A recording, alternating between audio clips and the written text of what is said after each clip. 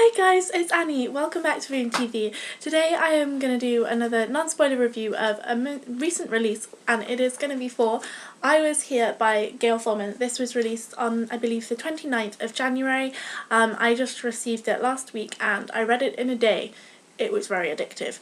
I just want to set out by saying that this has very strong trigger warnings for suicide in it and kind of responses to someone close to you committing suicide, as this book is about two girls, Cody and Meg, who are very close. They've always been very close. They don't really have any other friendship groups.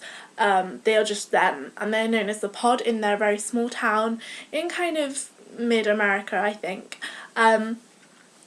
And at the very beginning of the book, we learn that Meg has committed suicide. Sorry, that's my phone. And we are left with Cody having to deal with this issue, and the whole emotions that come from that. She didn't know that Meg was suicidal. She didn't know that anything about it. It came very out of the blue to her and apparently to her family as well. And Cody is also very close with her family, Meg's family, and she doesn't have a very good relationship with her mother, who raised her single-handedly. She never knew her father, and she's kind of stuck in this rut in this town. She's now at a community college, and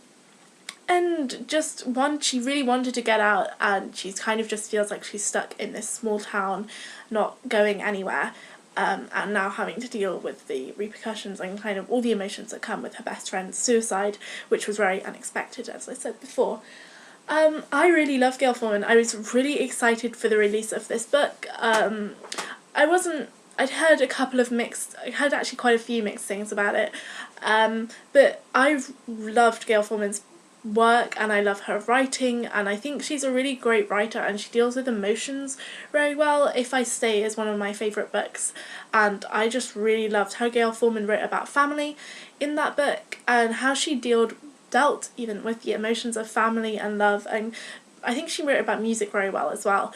And this didn't really have a clear theme like her other four like most popular books have. So If I Stay in, where she went kind of deal with family and grief and music, I think those are the three central themes. And then Just One Day and Just One Year kind of again deal with family, but deal more with travelling and coming out of your shell and really becoming yourself. And this book I didn't really grasp from the blurb or anyone talking about it what those themes were, and even finishing it now I didn't really grasp those themes either. I kind of got that it was about suicide, and I think books about suicide are very important, and really worthwhile in today's society when we don't discuss mental health as much as we possibly should. And I thought that the way that it was dealt with on the whole was done very well. Cody, as I said before, is can't believe her friends committed suicide. She kind of goes on this big adventure to kind of not discover why, but to kind of really make it she wants to understand, and I think Cody definitely goes on that journey and becomes better with herself. She goes through quite good character development, I'd say. I still, though, did not enjoy this book as much as Gayle Forman's previous books. I think I gave this 3 stars, and I was ending up being really disappointed with it, which is upsetting to say because I really love Gayle Forman. I think she's a really excellent writer, who deserves the hype that she gets. Unfortunately, this just wasn't for me. My main things that I liked about this book were the fact that it dealt with suicide quite well. I thought it was good. I also liked how the kind of family, Cody and her mum, they come from a poorer background, and they're kind of definitely a working class family. You know, they don't have a lot of money. It's a small town. It's quite a poor town. And I liked how it kind of had a protagonist that wasn't perhaps middle class and had perhaps more privilege, and I think that was good that Gayle Forman wrote about a character like that. And I also, my battery's running low. I also liked the writing. Gayle Forman always writes very addictive novels. I finished this, as I said before, in a day because the writing is very addictive. However, I didn't really form any strong emotional connections to any of the characters. The main thing I hated was the romance. I thought it was awful. I thought it didn't really need to be there. I just hated the love interest. And I didn't like the relationship that Cody had with him. I just wasn't a fan of it. So that was really a big thing I didn't like.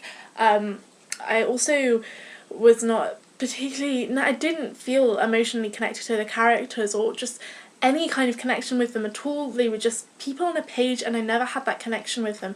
And I've had that in Gayle Forman's other books, so don't know if that was just me, but I know other people have been saying about that. But it did deal with the topic of suicide very well, but overall I just left with kind of a bitter feeling at the end of this and was just a bit disappointed by it. I just didn't think it could have reached its full potential, which is upsetting to say because I think Gayle Forman's an excellent writer, and I'll still continue to pick up her other books, definitely. I think she's really great, and this won't really deter me, but definitely pick this up if it sounds like you might enjoy it, but I just wasn't a fan. And I hope you enjoyed that video, and I'll see you all soon for another one. Bye!